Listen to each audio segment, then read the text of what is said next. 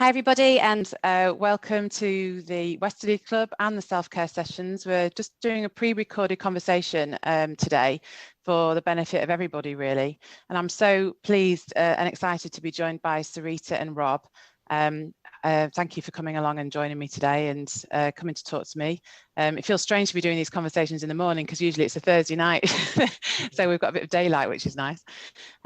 So can I just ask you to introduce yourselves before we start, just to kind of put a bit of context as to why we're speaking today? Is that okay? Yeah, of course. So I'm Syreeta. I'm Rob. And we're the founders of Moments of Sense and Style, or MOS for short, because a rolling stone gathers no moss. And our life before was always hectic, always rolling, always on the move. But life and tragedy made us stop. Now we feel it's more important than ever to slow down, take root, and gather moss. I love that. I love the fact that the name has a meaning and it sounds very personal to you and your experiences as well. So can you give me a bit of insight as to why life stopped? Why, what happened for the two of you? Because there was a really traumatic event, wasn't there, in about 2014, I think. Yeah. Do you want to give us a go? Or shall I start? I think it would be better. Yeah.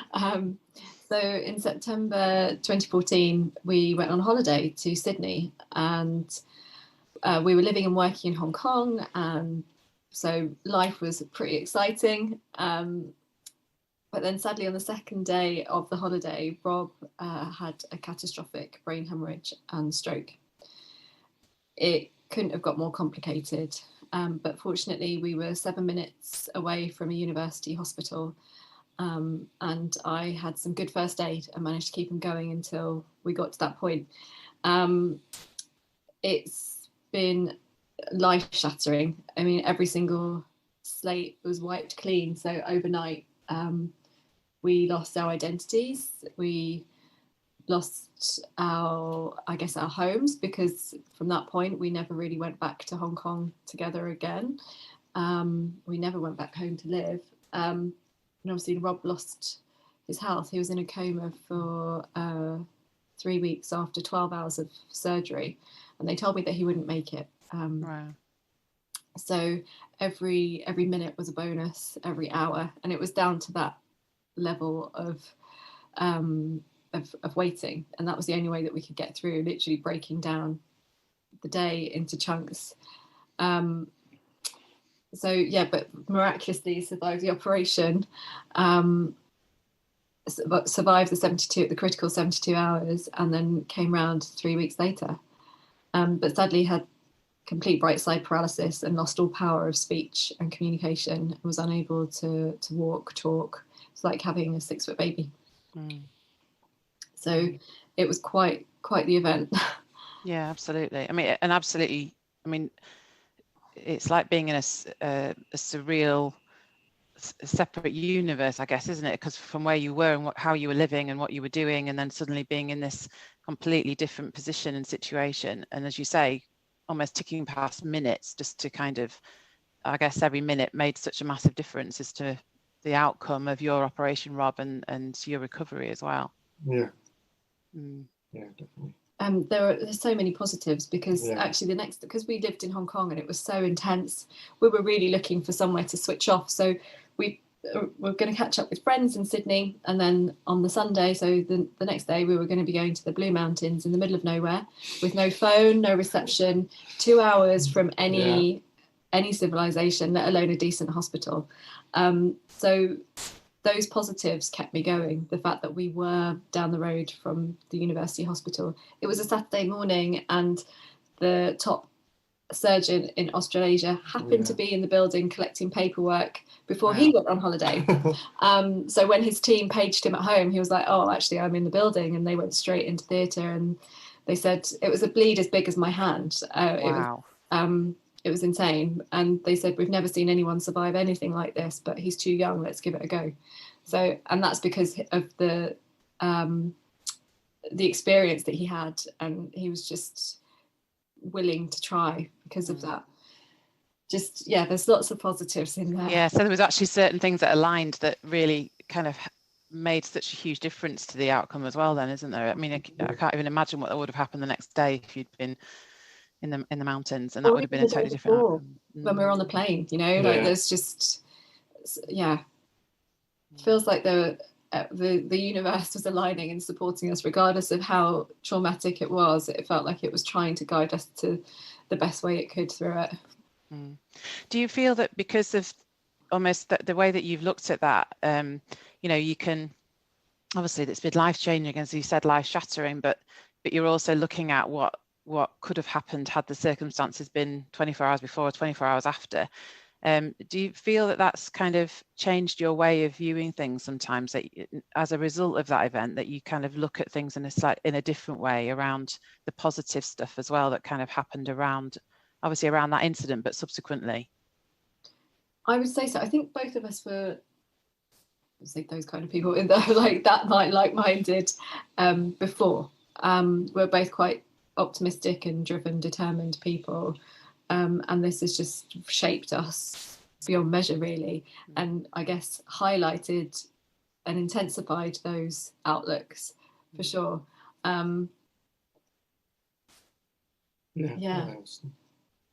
True. Yeah. I'm sorry, I should explain for your audience that the reason I'm talking for both of us is that Rob suffers with aphasia. So where he lost all speech at the incident, he's slowly gained some speech back. So he knows what he wants to say, but struggles sometimes to get it out and have a fluid conversation, hence why we keep looking at each other. Definitely. Yeah, it's hard for me. Yeah, absolutely.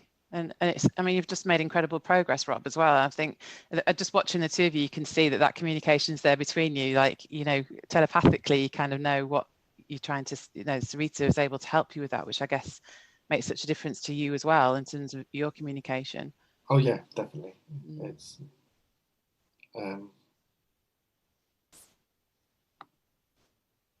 what I'll say, I just sort of, you know, like reading, I could see lips, and that's one thing, and for you as well, I just have to.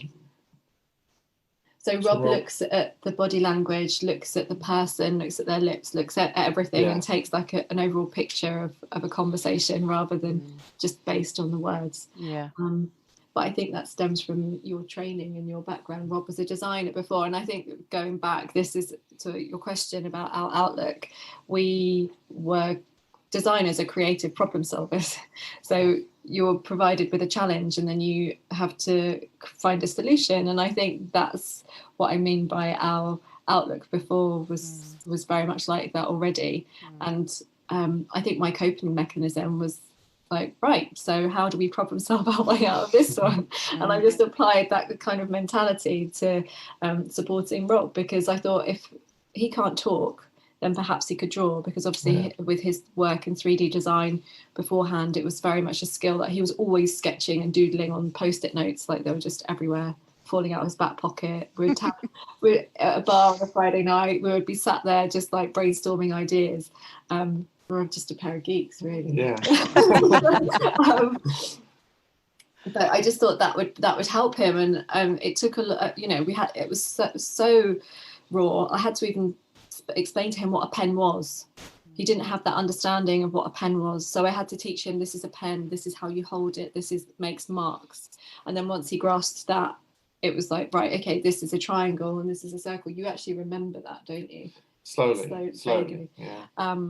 And we started off drawing simple shapes and things like that, and then it slowly started to flow, and that was just purely like my following my gut instinct and understanding Rob and the person that he was, and trying to find a solution to the problem that we're in. But who knew that neurogenesis was a thing? So apparently putting pen to paper and like all of these processes that I kind of put in place for Rob are actually work wonders for anybody, actually, to create new connections and synapses in the brain and ways of thinking.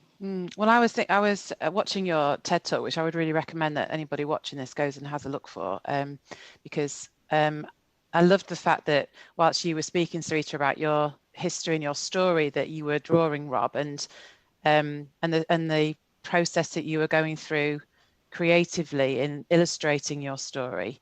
And you know, and actually being able to put pen to paper to communicate your experiences of it as well. Definitely. And I know for me, in what, you know, I do therapeutically, I know that creativity really helps people to express themselves. And, you know, I've not worked with someone with brain injury as Rob has, but I've seen the cathartic process that it definitely gives people a way of expressing things that maybe even with language, they don't maybe have a way of being able to express those experiences and emotions. So it's a very powerful tool, isn't it, being creative and being able to draw? Definitely. Definitely good.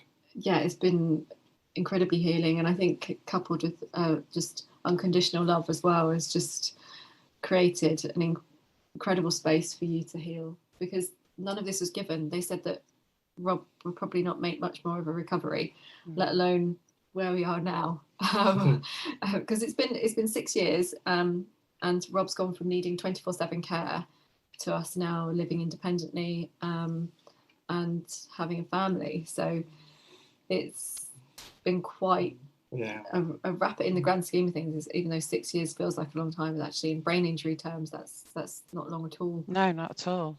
Not at all.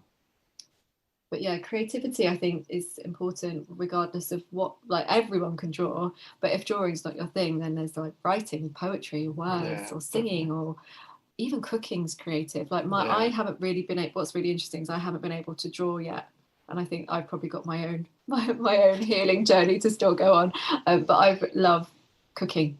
I find the meditative process of chopping and focusing on, and not only cooking something but like nourishing souls as well, and putting a lot of love into the food, that's like my creative outlet. So I think it's not getting too stuck on being like have to draw and put pen to paper. It could be anything where you're making, really. Yes, anything that works for you, isn't it? I think yeah, definitely. And do you find, I mean, because you talked there about the unconditional love and being offering that to each other, but also you just talked there, Syreeta, about cooking and being able to put that into food. And how have you, because I guess for some people unconditional love is something they might not have experienced or understand. How have you, I guess, developed being able to offer that to others? Because it's, you know, is opening your heart, isn't it, to everything that comes with unconditional love, which can be amazing, but it can also be incredibly, you know, you can be incredibly vulnerable as well. I think it's embracing that vulnerability, because the less you open, because I was quite guarded for a long time, and in my previous relationship, and then I had the pleasure of meeting Rob, and we were friends beforehand, and I think that's helped our circumstances, the fact that we knew each other from a friendship ground roots level to then it turning into something more, but it's been this process of I haven't been able to get anything back from Rob, because at the very beginning, because he was unable to communicate, he was unable to respond, and there was just this thing inside me. It's like, well, what would I want in that moment? And I had to really sit with that and really understand what would I want from this situation, and try to understand the roles reversed. And it comes down to that old saying, like, treat others how you want to be treated. And I just thought I would want to be held, I would want to be loved, and it doesn't matter if I can't get it back yet, like, just to know that I'm giving that and it's being received, that is enough in this moment, and let's see where it takes us, and taking it day by day as well, like not having too many attaching expectations to things. And I think, because I think that's where a lot of the hurt comes from. Yeah, absolutely. Where I've from experiences in the past, and you have to be brave, courageous. Yeah, God, it's making me feel emotional just thinking about it, of me having that realization sat next to Rob's bed in intensive care, just thinking, how do we get through this? And it was literally just, I would want to be radiated in love, and that's what I did. And that feels, it makes me feel emotional as well, because I think when you're up against it, and you're getting all this advice from people, medical professionals who are saying this is what would usually happen in this situation, but actually you choose to take it moment by moment, and you know, what you were describing there was a beautiful description of empathy, and being able to kind of put yourself in Rob's position and think, okay, how can I give him what I think, you know, I would want and I would need, and be able to kind of walk in his shoes or be in his shoes for a bit, just to kind of offer that to him unconditionally, which, you know, you and also that being in the moment, being in the now, which I think probably this past few months, everyone's kind of had to think a bit more about that, because we haven't been able to keep driven in the same way as maybe have been previously. And, you know, life's had to stop with lockdowns and things. And I know it's very different to your circumstances, but there's definitely things you're talking about that I think can be helpful to think, you know, for people to reflect on. Yeah, I just remember the Sydney in the hospital, and I was angry, but Syreeta would cuddle, and Oh God, don't. I Just having a memory. And, okay. And just was it just? I just cuddled. Cuddle. Yeah. So yeah. Rob's describing when he was imagine coming round from a coma and not being able to move, not really understanding where you are, what's happened, your brain not necessarily working, and he was getting very, very angry and like stabbing his right side, trying to launch himself out of bed, being quite physically aggressive towards himself, not necessarily to anyone else, but it was getting to that point. And there's this strange thing when people are unwell and in hospital where it's almost like they're untouchable. They're in a bed and the barriers are up and we're separated. And it's very isolating. Very isolating. And I said, and I could just see him just really hurting. And I asked the nurse, I said, I know this is a little bit like unusual, but can I get into bed with him? Like, I think that's the only way that he's going to calm down. And I literally just spooned him, and he melted into me. And that was also a point where I realized he just needs to be held and to know that he's safe. And I guess it comes down because you feel very vulnerable, you feel very small when things like that happen. And I guess it's going back to feeling very little. Like I guess little Rob was very confused as well. And that's we just held each other, and that's when you calm down. And definitely. I just kept saying, it's going to be okay. I know you don't understand. It's crazy, but it will be okay. And there's something about physical touch, but also containment as well, isn't it? That you're not doing this on your own, even if you might not have been able to understand that at the time, Rob. Physically, there's a communication there, isn't there? Even Definitely. And I appreciate that. You know, we're very lucky in that we have got each other, and I think that's the main thing that's got us through. It's been, but it could be you opening yourself up to a friend or a family member and having and exposing, and it feels like you're exposing yourself. It feels like you're standing naked in the street, but that's the only way that you'll get your needs met. If you say and you strip yourself bare and be like, this is me right now. I need to be held, or I need to be hugged, I need to cry, I need someone to help me. That's the only way that you're going to get through, I think. Interesting, isn't it? Because sometimes I think for people, this opening yourself up to in that way can feel like a weakness, like I can't do this on my own. But we're not meant to do a lot of things on our own. We're meant to be part of relationships and society, and actually, you know, in mental health we talk a lot about, you know, asking for help and, you know, and talking, and that can feel very threatening, I think, sometimes for people, very challenging. But as you just said, if you know, it's actually a real sign of strength to be able to say, this is where I'm at, this is how I'm feeling, this is who I am today, this is how I'm, you know, I can't cope, or I'm struggling. Absolutely, yeah. And that's something that you've had to learn through this process, because you like we were talking. God, sorry, our little one was awake all night, so my tired brain. But talking about opening yourself up, you were really guarded before. Yeah, completely. Rob didn't show any sign of that kind of emotion. Yeah. Or you could tell because he would go quiet. That kind of behavior would tell you. Yeah.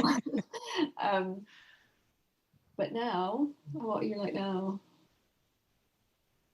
Everything. Cuddles, crying, just how to get out,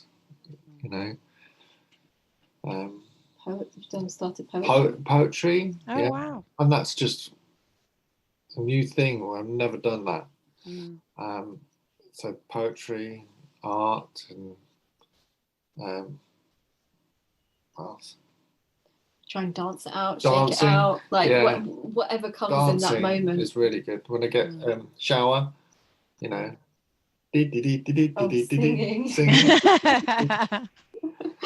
Yeah, no, it's brilliant. So it feels like all those different ways of expressing yourself have really kind of come out, as a result of what's happened. That wouldn't have been you before at all. That would have been more reserved or more guarded, and now feeling that you just go with how you are and where you're at. Definitely. Yeah. Rob was a very cool, suave gentleman. Which was super kind and lovely, but would never go into like the deep and too deep and meaningful. Yeah. So I think it's incredible that it's all just opened up, and even though all of this has happened, it's like you're happier than before in a way. Definitely. Yeah. Definitely. Yeah. And it's that adversity, isn't it? That sometimes when you've been through something, that I guess as well, valuing life as well in a different way, because and what's important, you've talked about love and I know you just gave that description about Moss as well, your business, that's about love and light, isn't it? And being able to see and roll with things. And so it's a totally different perspective on life to where you were before. Definitely. Yeah, incredible. Yeah, because I think our world of brain injury slowed right down to like inch by inch of movement. Yeah. So we had our world forced into that slowness, but actually now that we're in it, we can see that it's the most valuable golden thing to be able to live in the moment, to see just what's right before you. And don't get me wrong, I'm not Mother Teresa. I'm not love and light all the time. I don't have all the answers, and I still struggle sometimes too, but it's having that awareness of what we have been through. If I do get too caught up in my own thoughts, of bringing it right back down to, okay, what's most important right now? What do I need right now? What do these guys need right now? And just trying to stay present. That was something when I was watching your TED Talk that I did think about was, and I actually wrote it down in my notes as I was watching about you, Syreeta, and how you keep you in mind as well. If we're thinking about self-care, how do you kind of look after yourself as well as looking after Rob and everybody else? Yeah, it's quite hard to find the balance, especially when it was right at the beginning. It all became quite consuming. But I would do little things like yoga for when I could, or just going for a walk to the shop rather than driving, trying to find pockets of time, like getting up before everyone else just to have a cup of tea even, and to do some journaling. That's been something that's got me through. But now we've got a toddler, that doesn't really happen. 3 o'clock in the morning is a great time to journal. But I have actually started open water swimming.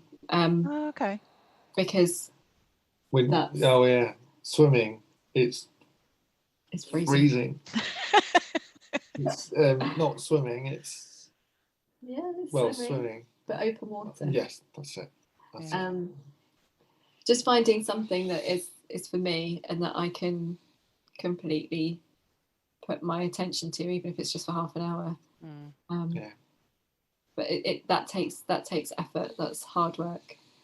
But I'd have to say that even Moss was, as I was starting the business, was actually something for me, because I couldn't actually find work when, which I talk about in our TED, but I couldn't find work. So I created something to give myself a purpose, to give myself some structure to the day, because anyone who's been through something like this, if you are caring and you're out of like the routines of like school or work, it's really hard to keep that structure and routine. And I think as humans, we need that kind of completely. It's loose, but we need something to fill our days and fill our time.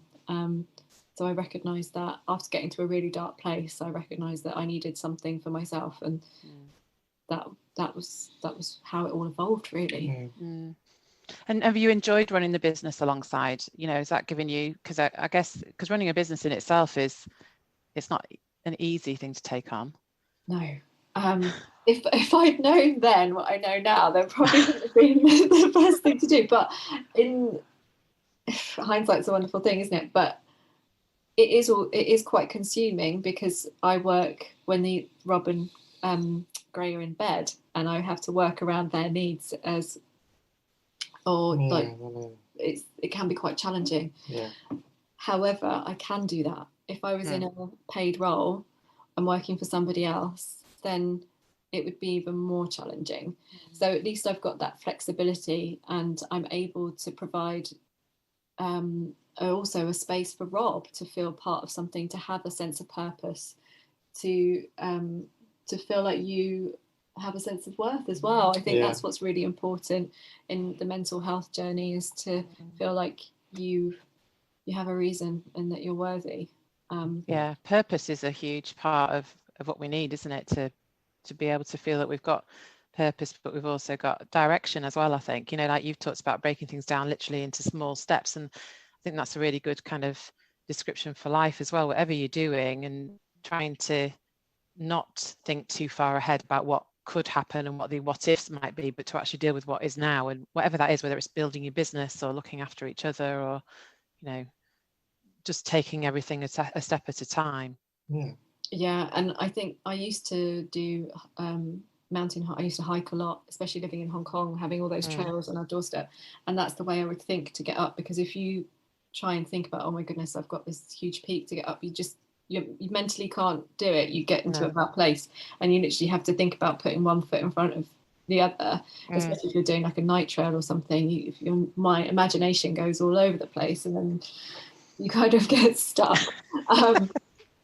But it was literally that mentality of like just one foot in the other. And right now we've all got our physical mountains to climb. Everyone's got this, what feels like an insurmountable like peak ahead of us, but actually we will get there, and we can get there. It's just chipping it down into those little steps. Yeah, definitely. I think one of the things you know, I always think about with when you've got that mountain to climb is actually, if you just look down at the bit you're doing now, that's the bit you're in charge of, and that's the bit you can control. Whereas the other stuff, and that mountain might get bigger, it might get smaller, it might not be a mountain in the end, but you know, it's what our brains kind of do with those ideas, isn't it, that mean that we end up feeling more out of control and more stressed by life itself. Yeah, definitely. Thank you very much for speaking to me today, and thank you for taking the time out. I know you're both tired for different reasons. So you've done brilliantly. What we'll do when we put this out for everyone to watch is we'll put your link in as well for your TED Talk and for Moss, and so that people can find more details and, you know, read some more information and maybe get in touch with you if that's okay with you, if people want to. Yeah, that's fine. All right.